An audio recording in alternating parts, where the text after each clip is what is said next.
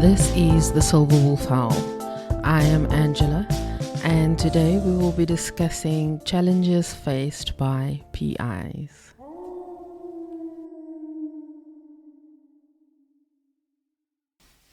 Today, everyone's joining me, and we're discussing a few different topics, including some viewer questions that we've been asked. Hello, everyone. Welcome back. It's a new year. Hi everybody, this is Noel saying hello to all the listeners. Hi everyone, this is Ryan and welcome back.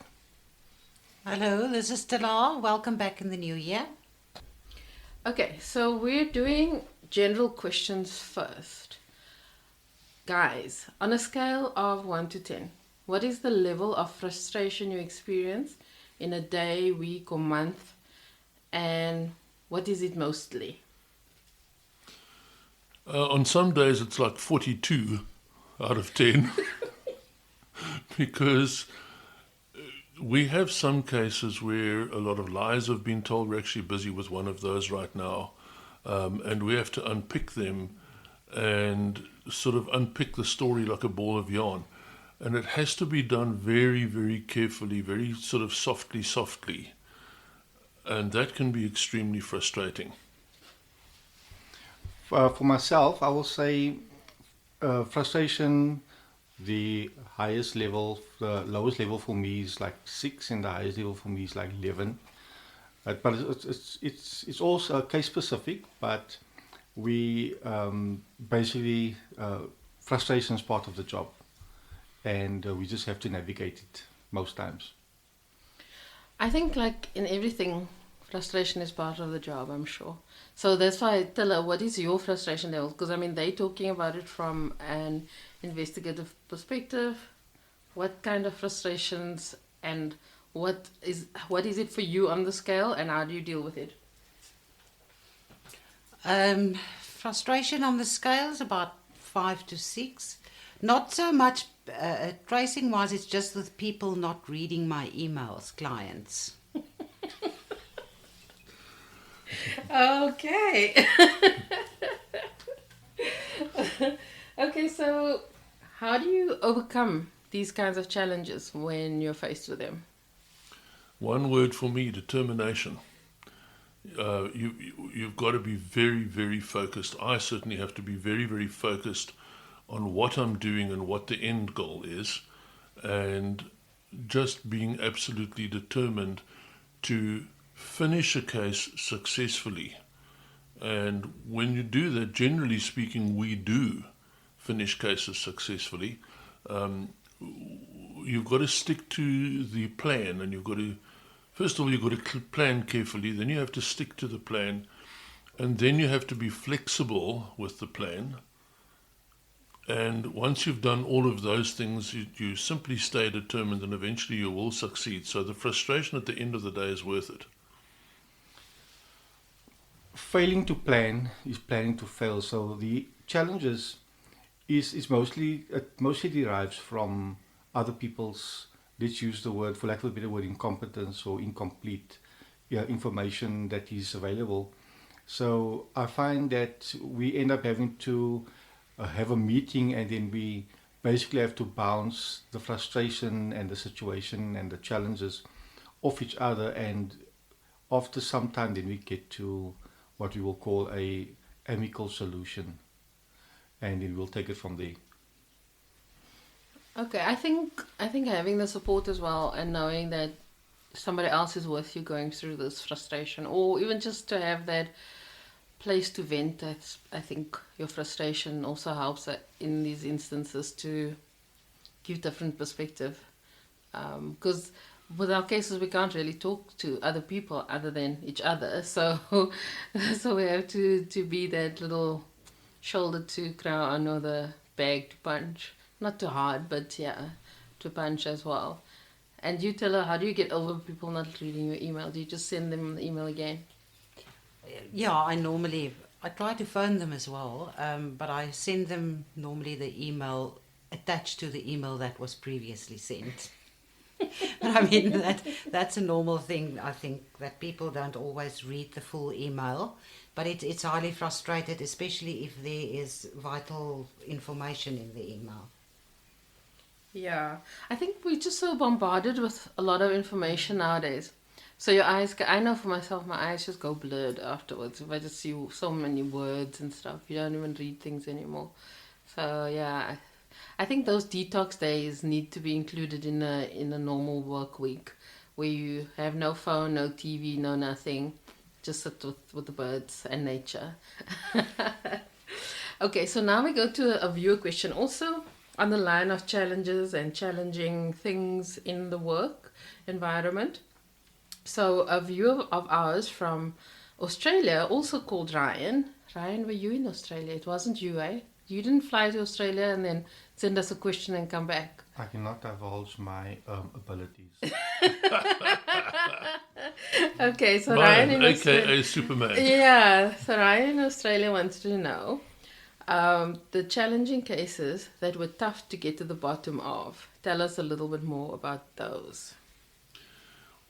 Wow, there's so many of those. Again, this one that we're working on right now, because there are so many different witnesses that have told so many differing lies, and are now doing their best to avoid talking to us. That's a big challenge. Cases as well where the actual incident that's being investigated happened many years ago, where there are no longer records, there no longer is things like video footage. There's no longer, I mean, in this one particular instance, it's a vehicle accident, and there are no longer even ambulance reports or medical records of the injuries in many cases. You really have to get creative. This is like an art. This is an art more than it's a business. Where you have to really get creative about finding solutions in those instances. Yeah, to the listeners, this is a case that I'm actually heading up currently for the last 3 weeks, and we are all being stretched to the max. Where we sometimes wish that it was as easy as it was on as it is on CSI or movie, where you can roll back and play back everything and go onto a system and see there's the footage and here's the vehicle, but it's not like that. You have to basically dig up a ghost or ghosts and find them to tell your story. And then also dealing with people who are putting up roadblocks in your way. Yeah. So it's challenges, having patience, lots of patience, learning to wait it out, like Noel said, get creative, think outside of the box. How else can we get there? If this road has got this dead end on it, how else can we get there and stuff? So I suppose challenges are a good thing then, isn't it? Well, the one thing is that you always have to be building on your toolbox. And by your toolbox, I'm talking about, in our case, it is methodology, techniques, new and varied ways of doing things and finding out facts. You have to build your toolbox all the time. I mean, I'm going on for 61 of these days, and I'm still building my toolbox every day. So you got to have a vast selection of tools that you can use. Just like an old 60. My goodness. I'm falling apart already. Tell us quietly also. In agony on this side, I'm thinking she's also looking at 60. Yep. I might be the oldest. I have no comment.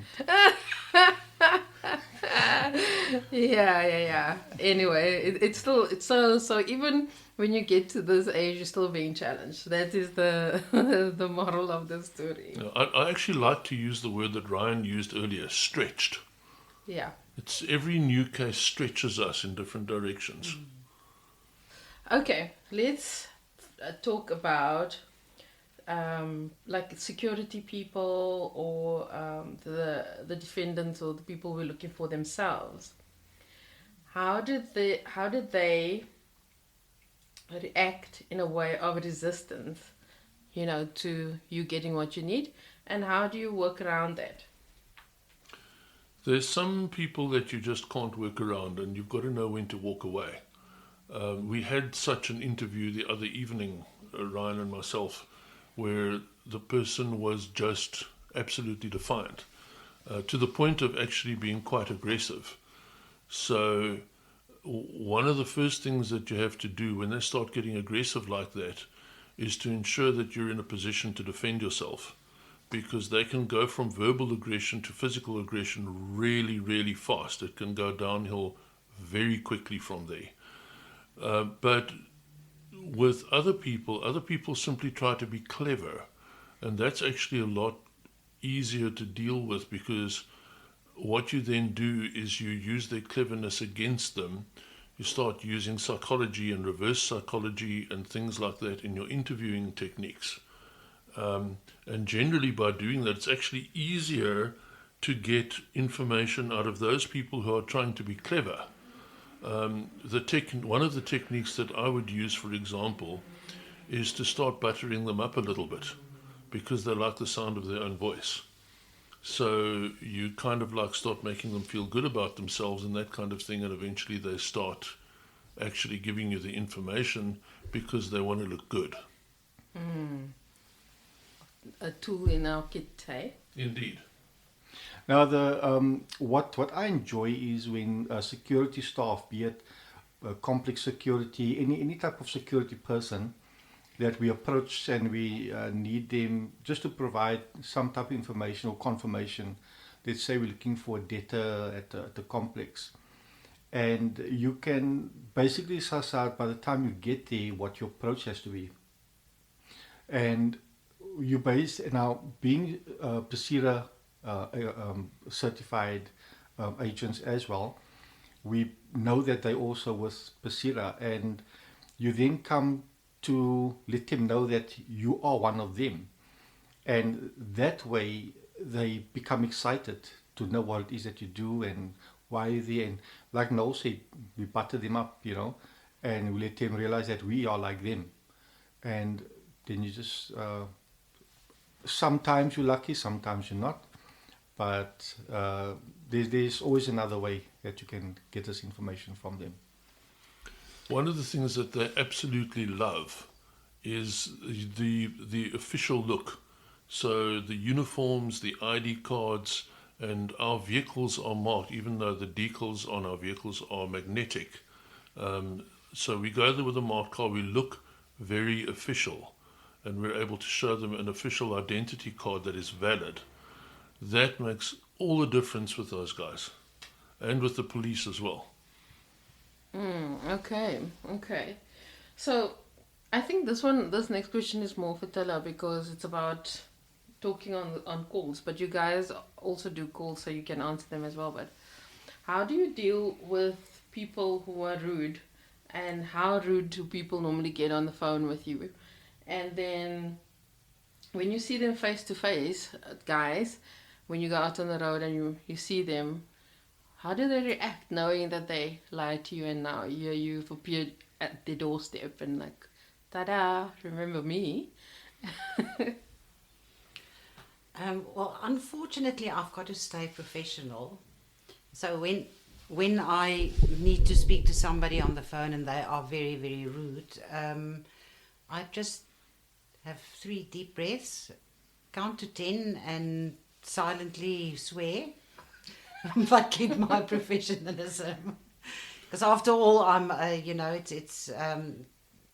it won't look good to the company if the admin person is swearing on the phone back at the other person. No, it won't look. I have a very fond memory of something like that. I phoned the debtor, and this person, in her Cape Town way, told me where I need to get off and what I can go and do with myself. I then phone Angela. I said, look, I'm gonna go on the road with this one. And I waited for the ideal time. I knew where they lived. I just needed her to confirm, right? And I got there, and they pulled in, she and her husband, and they were busy with the groceries, and I stood by the gate, and I called her name, and then she looked around, and she asked, and the husband asked, who are you? So I told him my name. I told him my name, and I said, I'm here to see so-and-so. And she turned around, she says, that's me. I said, look here, we were on the phone yesterday, and this is what you told me. Now I want you to explain to me how I must do that. And I used verbatim. And the husband looked at her and told her, you told him what? And, you know, it is things like that. Sometimes we just push at boundaries a little bit. You know, sometimes we have to play rough as well as the next question. So we don't take it personally.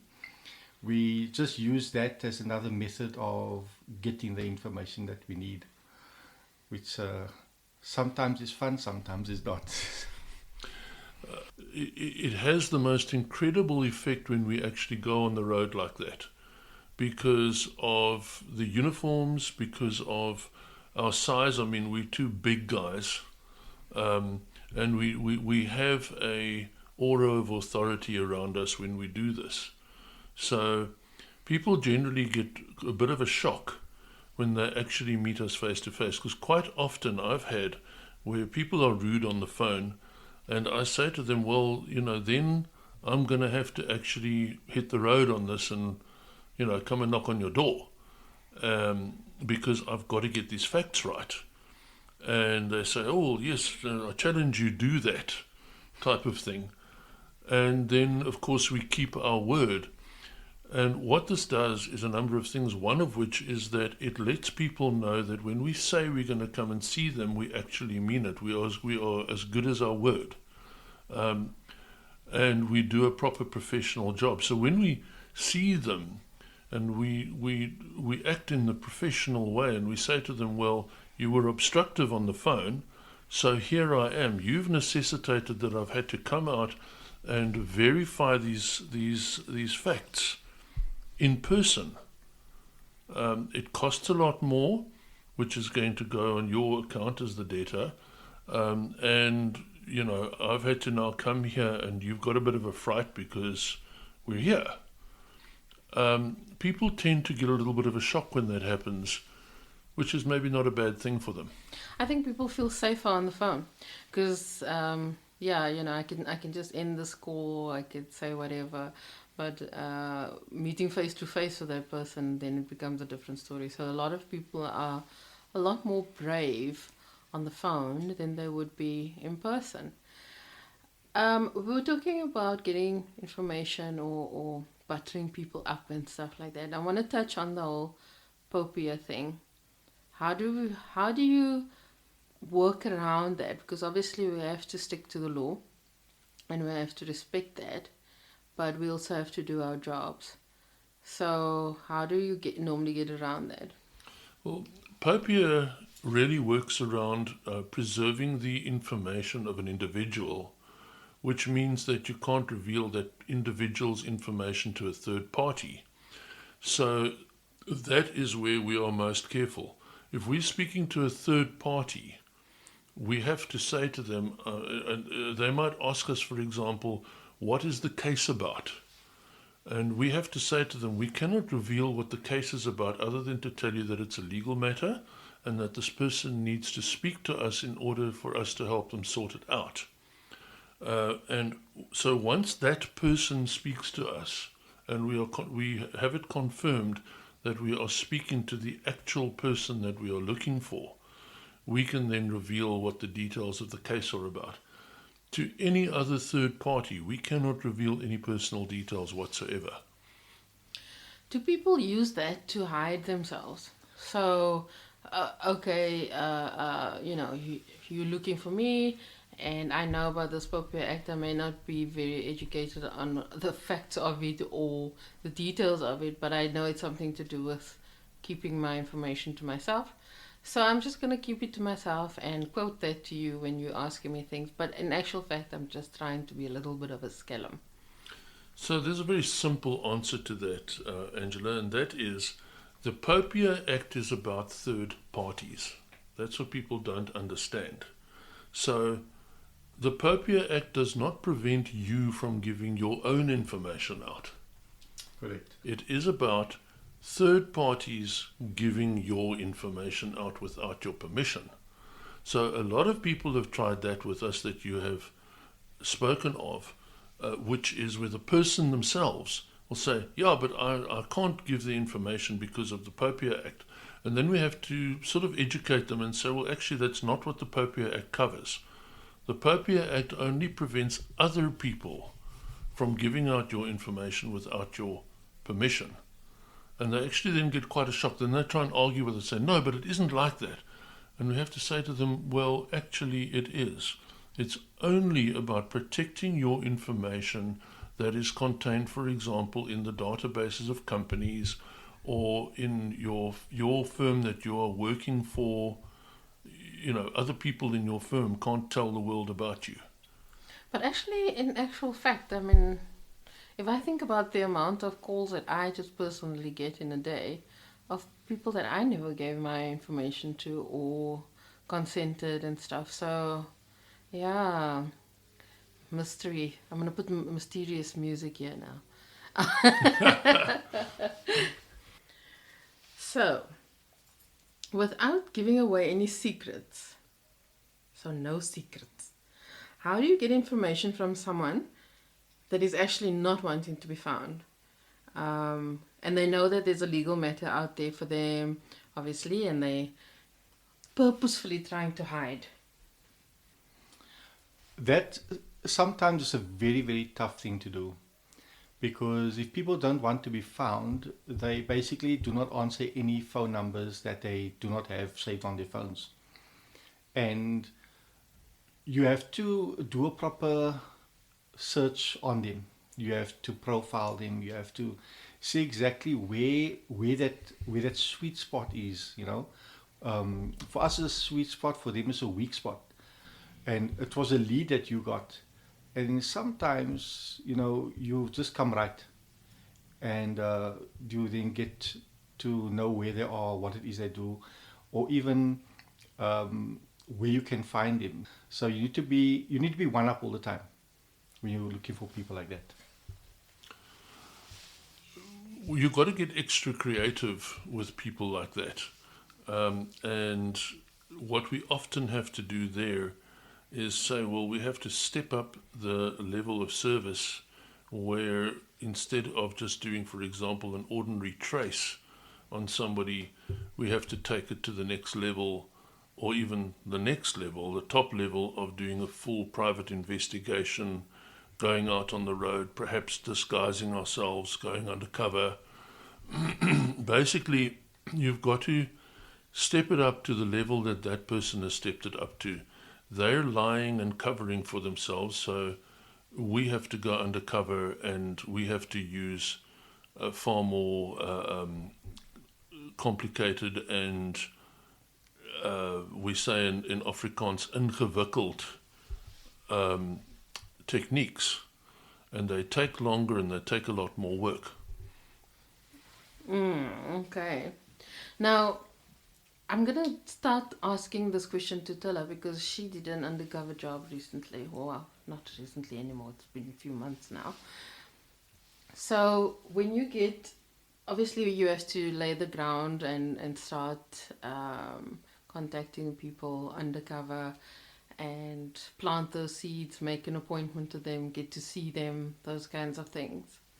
So when you see them in your undercover capacity and you're basically duping them now into giving you information, do you feel like bad about that, or do you feel, especially these kinds of people that we're talking about now who are purposefully running away from things?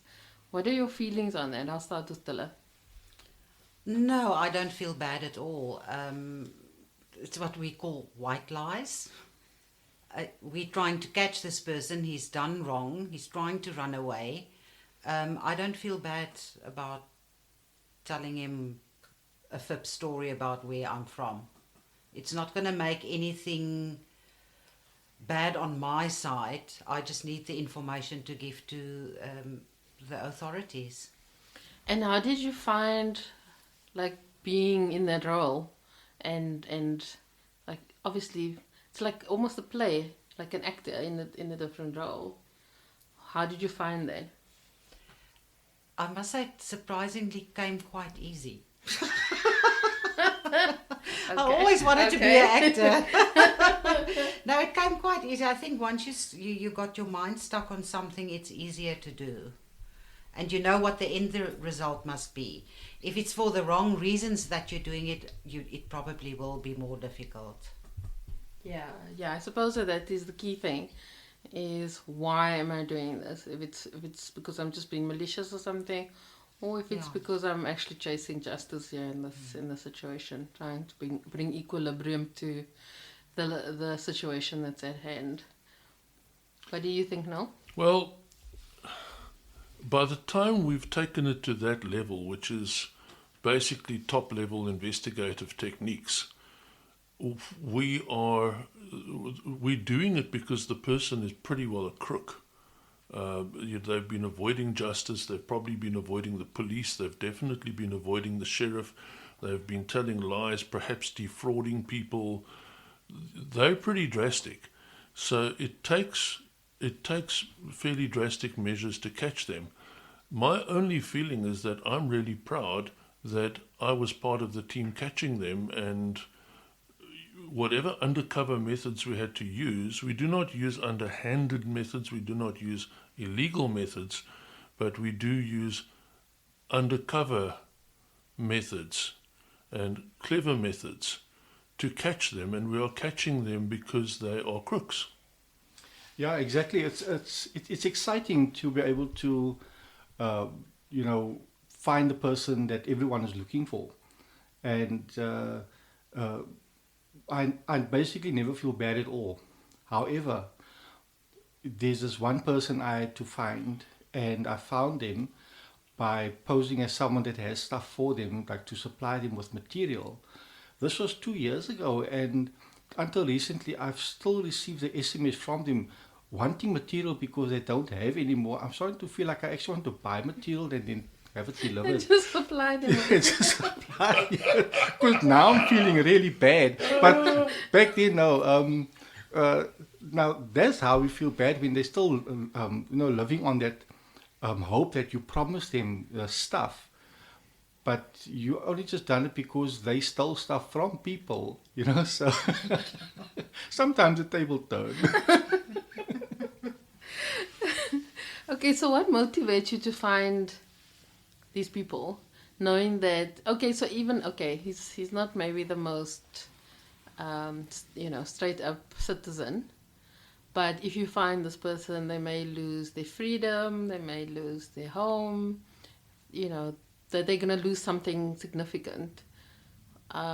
What drives you to keep doing that, to keep looking for them, knowing that that's going to be the end result when you are successful? A desire to see the law fulfilled, because I've been a law enforcement man all my life.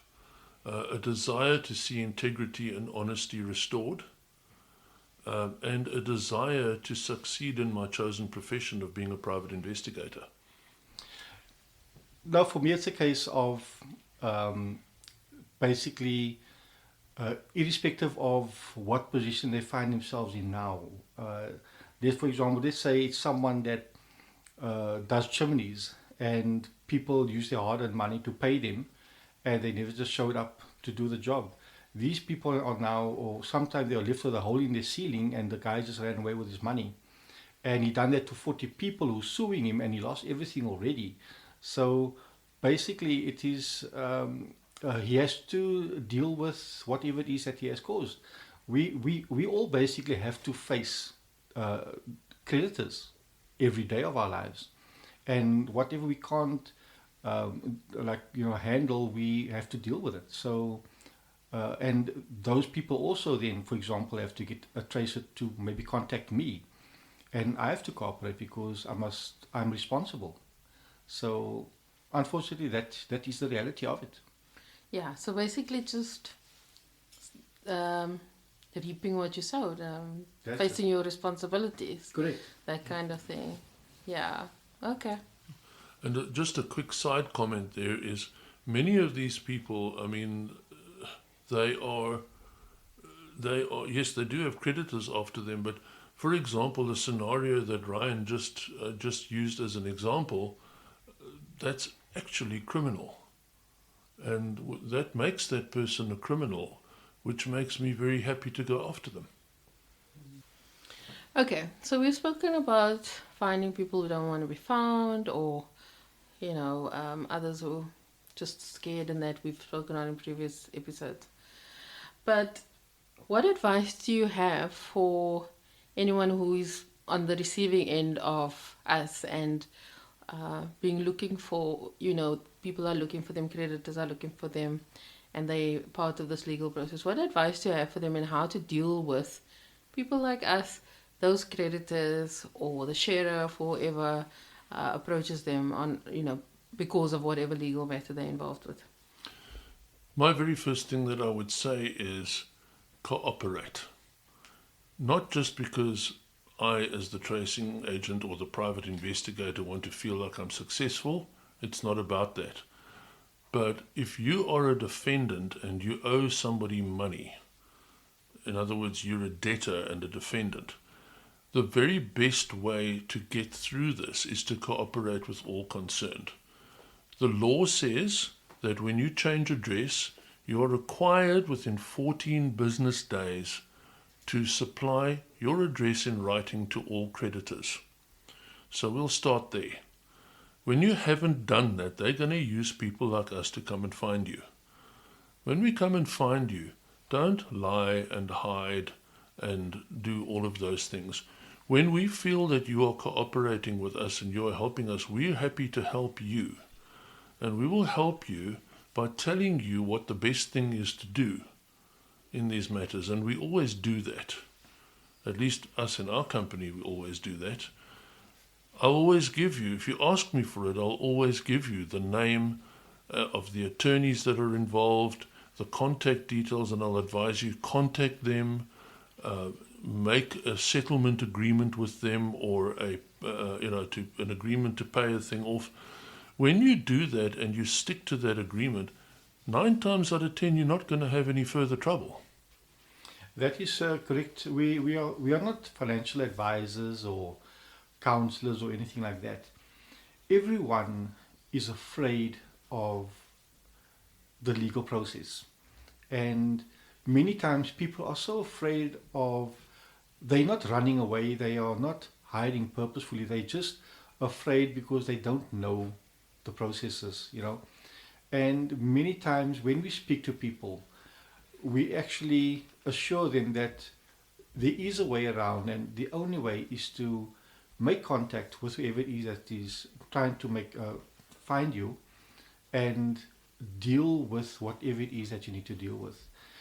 And in most cases, it's a simple process, and rather than running and hiding for weeks, for months, for years, for that matter, it could have been resolved in just a simple phone call, and deal with it.